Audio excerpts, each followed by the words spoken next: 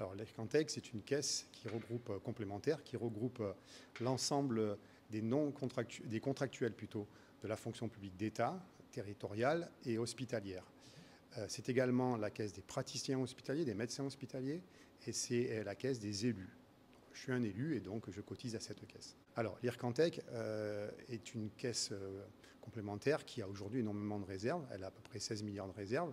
Et donc les actions menées, c'est que ces réserves, on va les placer en obligations, en actions, et donc dans une politique d'investisseurs responsables.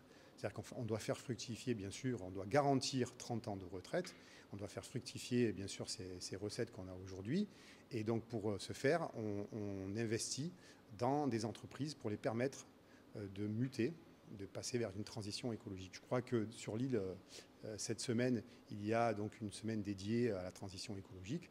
Donc voilà, on est complètement là-dedans dans l'Ircantec. Donc simplement, il faut avoir travaillé dans une des trois fonctions publiques. Un petit chiffre qui est parlant, un actif sur deux a cotisé ou cotise à l'Ircantec en France, sur l'ensemble du territoire français, pas que métropolitain.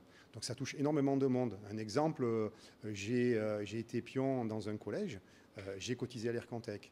J'ai travaillé quelques jours dans une collectivité territoriale, je cotise à l'Ircantec. J'ai cotisé à l'Ircantec. Donc du coup, quand la personne prendra sa retraite, elle aura acquis un certain nombre de points, puisque la particularité de l'Ircantec, c'est qu'on cotise sur des points. Et donc quand on prend sa retraite, en fonction des points, on touchera une petite somme qui peut être soit liquidée à une seule fois, soit une rente trimestrielle ou annuelle.